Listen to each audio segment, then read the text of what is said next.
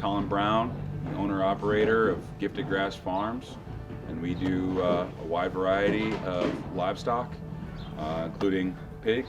We have here. I do multiple species of poultry. We've done geese. We probably won't this year, but we've done geese in quantity, turkeys, ducks, and meat chickens. We've tried egg chickens. We no longer do egg chickens. And then I also have a collaborative effort of some beef cattle as well, pretty sizable amount. Everything's non-GMO. We don't use antibiotics. We source locally grown non-GMO grains, and we think we provide a very high quality, product for the end users. I was and I guess still am a chef for most of my life. I specialized working with whole animals for butchery and processing, and working in restaurants that use and used the entire animal, and trying to find a good value-added purpose for the entire animal with that. And so from working with animals like that, I kind of have a certain benchmarks of success of quality, right? And I like the way that I raise. I never say anything disparaging about farmers, no matter what style of farming that they do, because I think what they do is invaluable. But from my perspective, from a startup perspective, and from what I can see anyways, as a positive ecological perspective, I really enjoy the way that I farm. It's obviously, we're getting at the end of the winter here, we're coming into spring. We have these animals in a barn right now, so first thing we can touch on is deep bedding. So we build this bedding up to a couple of feet deep over the course of a winter. And our friend Jess from Royal Fair Farms has his cattle intersectioned out here, and the nice thing about that is his cattle are 100% grass-fed. The cattle that we do are grain supplemented. So with that, there's a nice layer of corn on the base of this bedding that we put in, and that corn ferments with the bedding layered on top of it, okay? And that fermented corn kind of stimulates these pigs to go in and root and try to find it at the bottom layers of the bedding, and they start to turn it over, and they add their manure to it as well, and all that aeration then starts decomposing that and making it in compost. And so the nice thing about it is, one, we get a lot of compost. Second thing, which is, in my opinion, better than just like raw manure, because of ease of handling, and also because it doesn't smell in here right now. It smells very pleasant, and anytime anybody comes in, they're shocked at how pleasant it smells, especially people that have gone to other operations where animals are in confinement. They, it's just like, oh, why does it not smell like there's hundreds of pigs in here? And the reason is because the deep bedding process, the carbon nitrogen ratios are in balance, and so it doesn't produce like a volatile smell, because that's what it is. It's a volatile nutrient. So then we have finished compost that we can spread on our fields or sell to friends or use in our home gardens, or what have you. So it's a good little process, and the nice thing is it's scalable as well. We can raise more pigs in this situation. We can use less. This could be replicated multiple times over. And it's and it does checks all those boxes.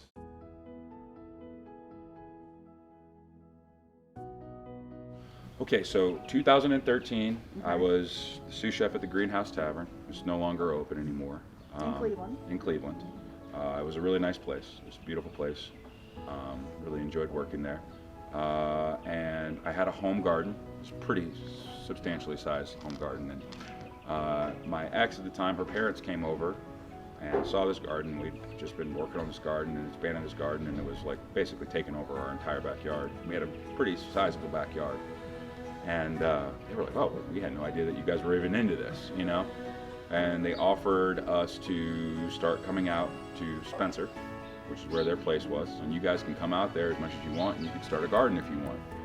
So we thought about it over the course of a winter, and kind of like arrived at the ridiculous notion that sure, while I'm working, 70 hours a week as the sous chef of this restaurant, I can also have a garden in Medina County an hour away. Why not, So I talked to my chef that was above me and said, hey, if we do this garden and it's enough to sell some to the restaurant, would you buy some? And he said, sure, we'd love to. Whatever you can grow, we'll buy. So we did that, and we sold a little bit, and realized that growing vegetables on scale is way different than growing vegetables in a garden, and didn't really necessarily suit my temperament the way that I thought it would. But we did really great, and we didn't have to buy any vegetables from the grocery store for like a whole year, and we canned and saved and preserved, and our grocery bills were like non-existent, and we really just enjoyed it. And so at the end of that year, my ex's parents had kind of thrown out the, would you want to buy the place by this point? And I was like, I don't know. Like, I was kind of on the fence about it. And I'm looking around, and I'm kind of like debating about like, what do I want to do? Do I want to do this? Do I want to do that? I got like options. I didn't have to I had basically a year's worth of salary saved, So I was like, well, I don't really need to make a decision. I mean, I was like kind of picking up some butchery like demo classes and stuff like that, just like little stuff, right? And I was like, I'm not sure what I really want to do. I really would love the idea of opening a restaurant one day where I'm sourcing from like the stuff that I raise. And my stepdad, we were like looking at a place, and I told him that, and he's like, Colin, you're 25 at the time, and he's like, man, you're really young, and that's a massive undertaking, and you're a great chef. Like you're always going to be a good chef, And he's like, you're always going to be able to come back to this and make food. But if you don't do this thing with this farm now, the opportunity will never be there again, and it'll just escape, and it'll be the thing that you wish you did. So I went home that night, and I slept on it, because it came to a point where they were like, hey, if you guys don't buy this, we're probably going to have to sell it to someone else, because we just need the money now. And I went home and slept. And I had a dream, and that dream was like, do the farm. It was like in the dream, it was like, do the farm. And through the course of that, we started experimenting with stuff. So we had a big garden again, then we had a bunch of hens that we started, and I was like, okay, well, we'll start off with just eggs, and that'll happen pretty quickly, and then we'll be able to sell eggs to the restaurant for brunch, and then, that chicken coop, like a week before they started laying, caught on fire. So I got a call one day like, hey, your chicken coop's on fire. Did that, and then the owner and I had a falling out, and I left. And when I left, I reached out to all the different farmers I was working with, because at that time we had some sheep and just like a hodgepodge of things that we were kind of just trying to figure out what we wanted to do. And all the farmers, out of probably a dozen people that we worked with, were like, no, you can't come work on my farm. They were like, I don't want some, city kid basically coming around. And one person said, sure, you can come to my farm, and that was T Hill's farm, great farm. If you guys support them or know them, they're really good people. Was like, you can come and work on my farm at 5 o'clock in the morning on Wednesday, slaughtering chickens. I start doing it. A couple weeks in, he's like, man, you're a really good worker, man. Like, do you want to do more? And I'm like, yeah, certainly. I'd love to do as much as you need me to do. He's like, all right, well, start coming on this day. Start coming on this day and do it and helping him with something else. And he's like, okay, yeah, we'll start coming every day. And now I'm down there, 5 times a week. And then on Saturday, he's like, hey, man, we need somebody. We had somebody working the Medina Farmers Market. Would you do it? Okay, yeah, I'll do it. Whatever. Yeah, sure. So then I met that's how I met everybody that I know out here. All my friends that I've made were all at the Medina Farmers Market. There was actually like a bunch of like startup farms, all kind of there at the same time, all guys like roughly my age, guys and gals. And I started doing that. And after that first year of working down there, at the end of that year, he's like, we have maxed out the amount of land that we have animals on. We can't raise any more here because we just don't have any land to put them on. So he's like, I don't know what we're gonna do. And I'm like, hey, well, I got this place. Like, why don't you let me raise chickens? I know how to do it, so I'll raise them, And he's like, all right, sounds great. I ended up raising about 5,000 chickens for him that year, and we were set up to raise 6,000, right? So raised my birds, and then I was also doing some other stuff on my own. Like I had a couple of sheep at this time, and was like kind of experimenting with things, and started raising these chickens. And we'd get like 500 chickens every couple of weeks, and so we did basically, we did X amount of batches, and they kind of overlapped, right? So we built a brooder, and we just kind of set the whole thing up over the course of that winter, start it, and then I would drive him down there every Wednesday, and we'd slaughter my chickens and his chickens all at once, right? So now we're even doing more chickens than we did the year before, and then we process them, and then I come home and do my chores, and then, that was what we did. At the end of that year, he was like, hey man, I know you got these chickens or whatever at home, but we don't need them. So can you, we don't need them and we can't buy them and we're having some financial hardships. Can you figure it out, basically. And I was like, that stinks, but, I understand, things happen. Yeah, I'll figure it out. So I started going, I went to the farmer's market that I was going to, and all these people had already started to know me, and I said, hey, guys, just so you know, this is not saying anything about these guys, but I'm breaking away from these guys, and I'm doing a chicken sale, right? It'll be after the farmer's market closes, right? Like when our last market is that next week, I'm gonna have chickens for sale. We'll do a bulk order. You buy 10 chickens or more, I'll give them to you at this price, right? So we got a bunch of people sign up for that, but we still had tons of chicken left over outside of that. And we got a processing date at a place out in Shiloh and got it all set up, and we killed that round of chickens, and we had a little bit of chicken left over from that batch, and we had one more batch left over. It was about 500 chickens after that, right? So that went really well, and people were thrilled about the chicken, and we had put a little money in our pocket, and obviously we've been making money through T-Hills all summer long.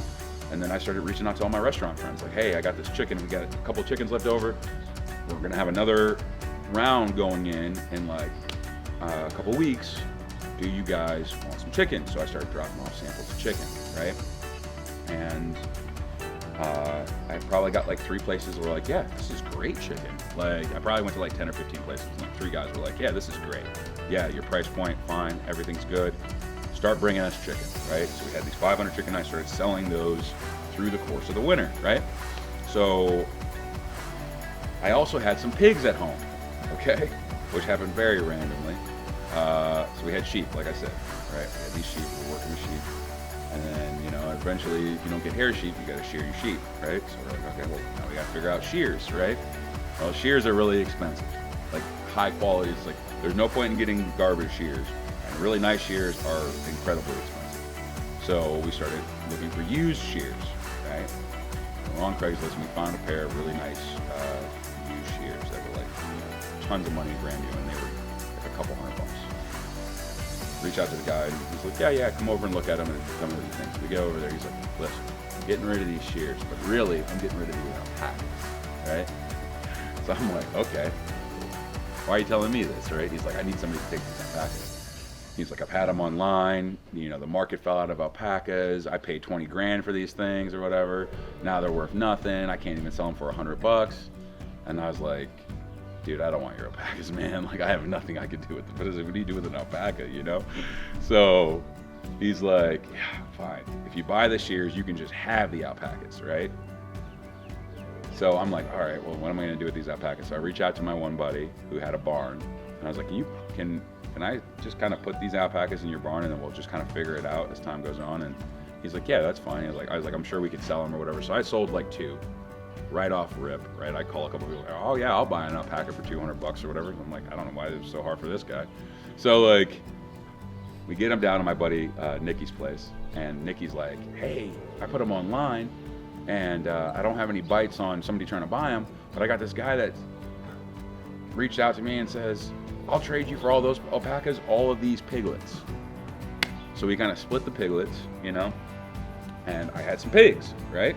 Whatever, so I got these chicken, I got a couple of sheep, I got these pigs, and I think we raised maybe 50 turkeys for people that I was able to we did these heritage breed turkeys for people that were at the farmer's market that were like, yeah, I'll sign up for your turkey or whatever.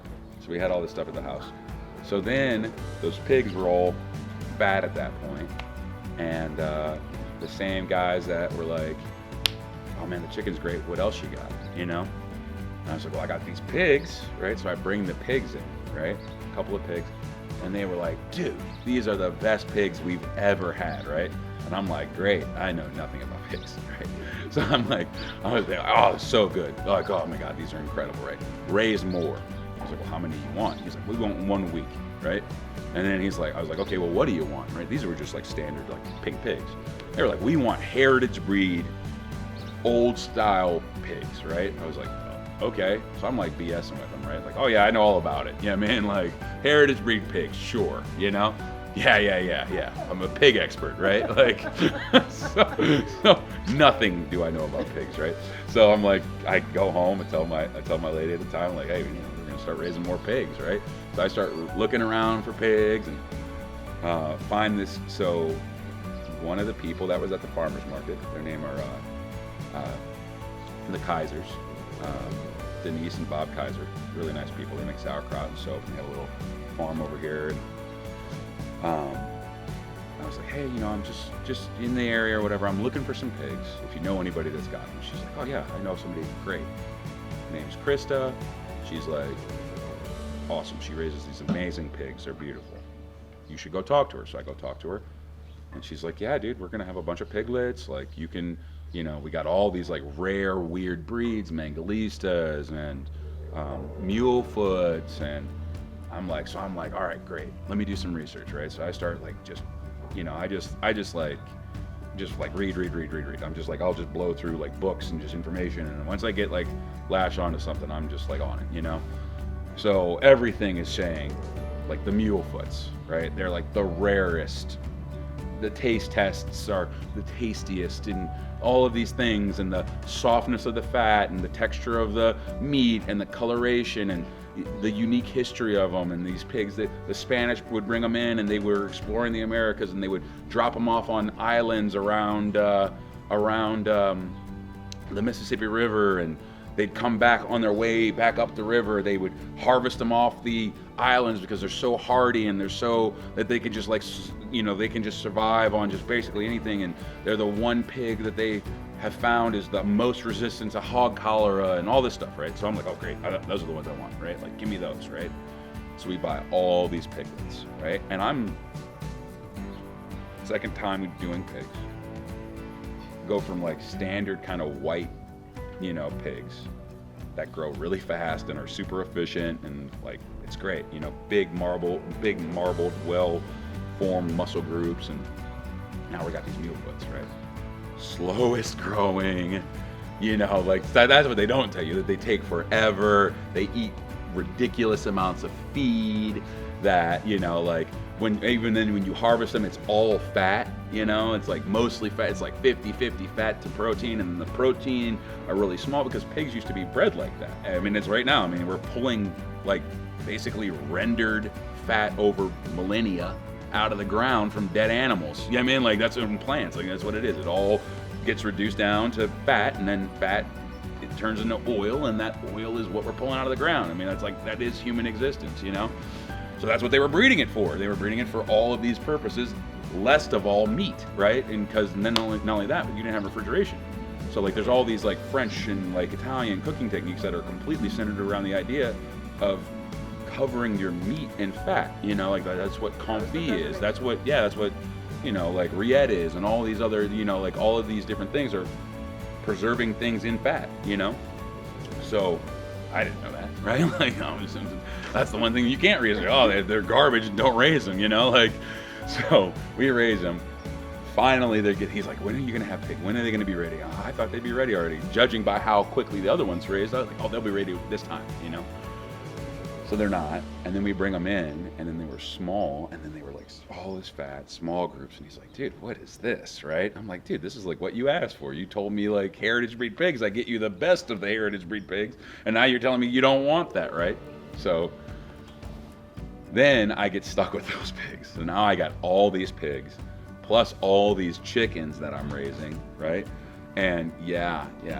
So now I'm feeding these animals, like I got like 50 pigs and like a couple thousand chickens, and turkeys were coming in, and we started doing ducks and, get into all this stuff.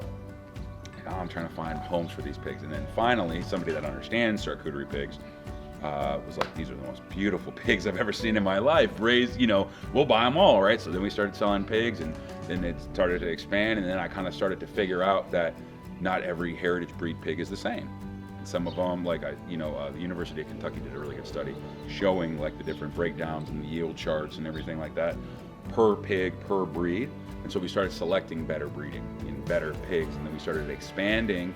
Like I told that to Krista, and then she kind of adjusted her breeding program, and started to kind of like do a lot more like hybridization. Started working with other farrowers. That started going really well, and the next thing you know, now we're raising like hundreds of pigs for home consumers, for like direct to market consumers, or chefs that are asking specifically for charcuterie pigs. I'll select those ones, like this one, this guy, this one going. Because for a home consumer, I'm charging a higher price point. I'm selling kind of a specialty product. And those heritage breed pigs, man, when you eat it, I want you to be like, that's a difference. That's a difference that it's like, this is the most different pork I've ever had, And it's like, that is so good. And, I also feel like there's like a little bit more, a lower expectation, right? Like I kind of see this across the small ag, which is good, but also I don't like, because I think we should hold ourselves to a high standard. But it's like people who buy a whole pig from you, and it's just like, oh wow, like I don't really have an expectation. Like I want to support this, I want to do this, I feel good about this, I want to have food for my family. But if it's not exactly the quality that I'm going to buy from Whole Foods, I'm also okay with that, And then when they get it and they're like, wow, this is way better than anything I've ever had, because it's so different. And it's like, you're so right. Like I try to tell them, like, hey man, the fat is like, that's what it's all about, man. It's all about the fat on these animals, man. Like when you taste that fat, that's where you're gonna know the difference. And that's the case, Our production in 2020 was just massive, man. I mean, we sold like, probably like, 80 head of beef, and we probably sold about, 350 head of pigs, and we raised 10,000 chickens, although we sold barely any because all the restaurants were closed. And we also did almost 2,000 ducks, and once again barely sold any because restaurants were closed. But we pivoted to home consumers, and butcher shops increased their product with us. But going into the spring of 2020, man, we had built this thing up to 20 restaurants all over basically the Midwest, man. I mean, we were going to Cincinnati, we were going to Detroit, Ann Arbor, all over Cleveland, Geauga County. Like we were just like, I was just like hustling, man. Like I'd work, just go, and I'd go to a new place, like somebody would reach out to me and say, yeah, we'd love to buy your product. And I'd research like every restaurant within a certain proximity of that place, and I'd put it together like $100 box of like mixed product, and I would just drop off boxes and be like, here's my card, here's a list of our products, here's the pricing, here's what we do, and here you go, and then just call them back in a week. And we'd probably have like a 10% success rate, but we had built it up to like 20 really good restaurants, like seriously good restaurants, that were buying whole animals, that were buying like 50, 100 chickens at a time. And so on the butcher schedule that year going into 2020, we had, what do we have? An average of like 8 hogs a week on schedule, 3 cattle a week on schedule, 400 chickens a week on schedule. Like, like we would do ducks in big batches, so they wouldn't be like a weekly thing. So we'd have to sell chef's frozen, which wasn't great, but they understood and the quality was high enough. But we would have to do ducks in like batches of like 500 at a time.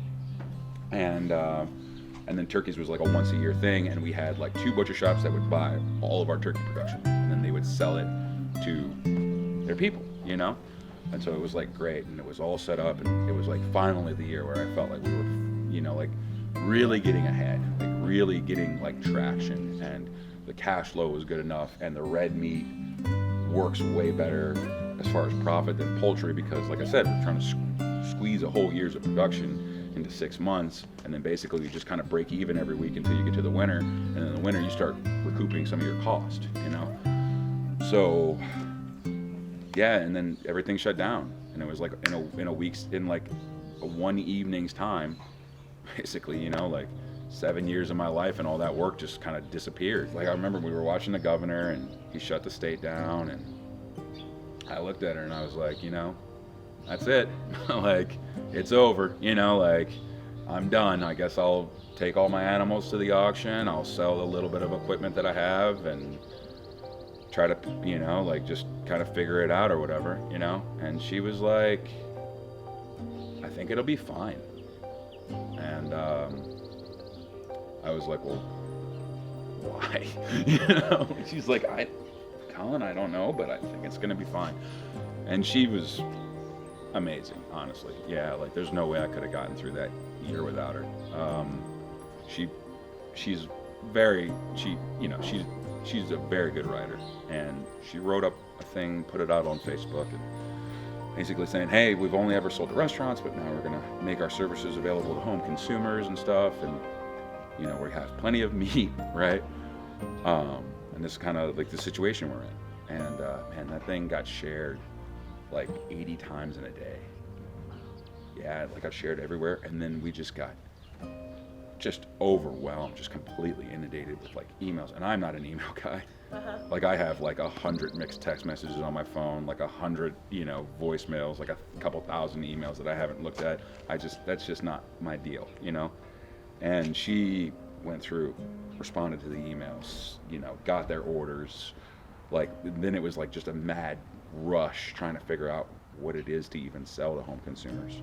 I'm used to selling like primals and whole animals and like a very limited amount of product, you know what I mean? So we went from having like maybe like 20 products to having like 200 products, you know, because then it was like, how do you do freezer beef? Like, oh, well, okay, we'll sell you a whole cow, like, and yeah, we'll sell you $50 a product, and yeah, we'll meet you anywhere to sell it. And so we would like load up our reefer truck once a week with all this stuff, man. And man, I would just drive around everywhere, like dropping off boxes on people's doors, and they were like Venmoing me, and like we had to set up all that stuff. And then it was like, well, how can you sell? We're raising these thousands of birds, and there's thousands of birds coming behind, and we already had all the processing dates, the scheduled, all done, everything was already done.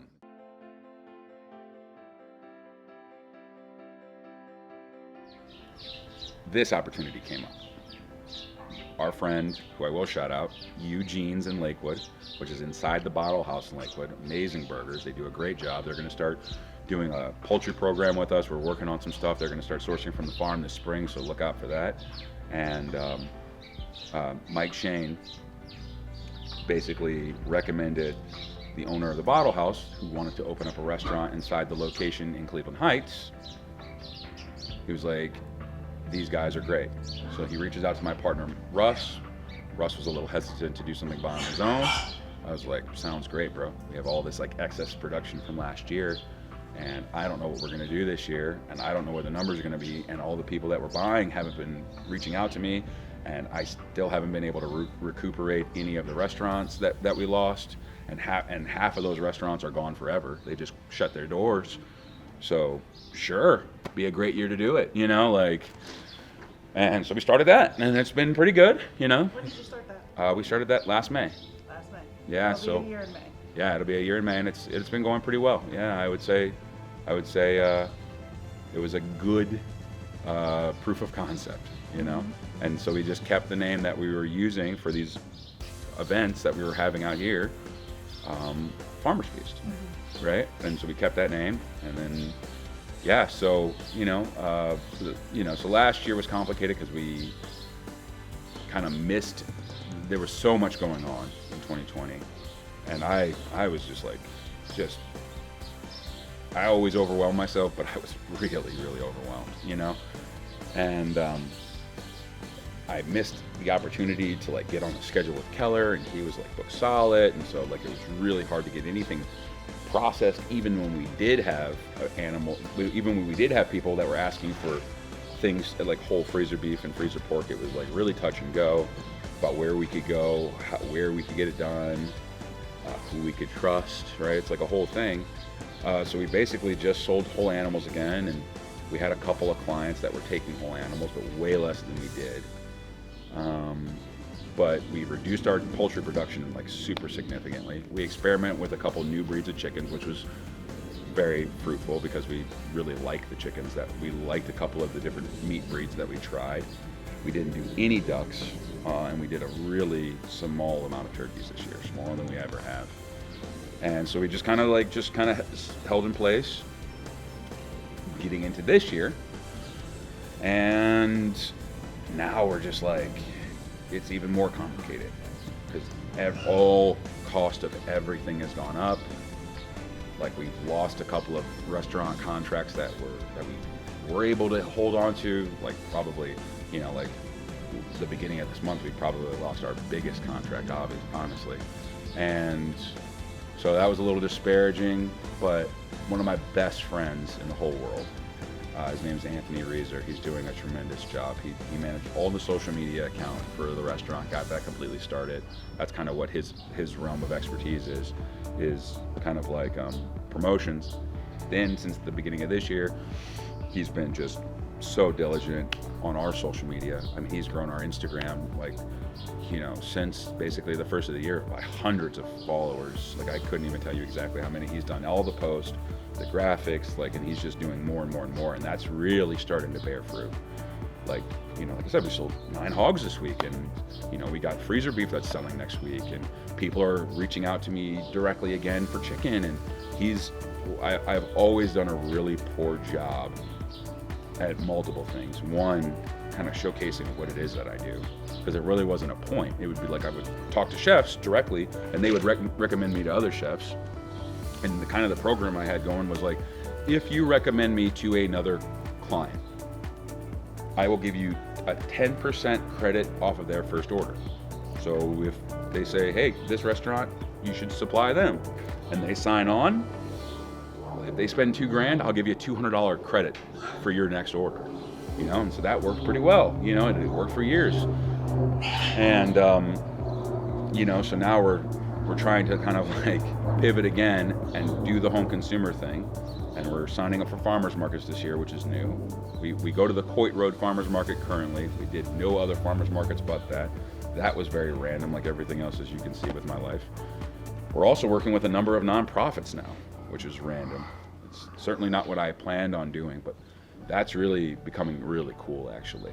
That's becoming like a really cool thing. We're doing like talks at schools now about sustainable ag. We're working with kids in that. Like, I think we're doing like a demonstration with them like next week, like the entrepreneurial journey. We're working with Food Strong primarily. Food Strong's out of Cleveland. They're just what they want to do. The people at that organization, I mean, it's just incredible. It's incredible what they do with Food Strong and like how much they've grown. And then we're maybe entertaining potentially, being on the board at the Coit Road Farmers Market. It's the second oldest market in the country.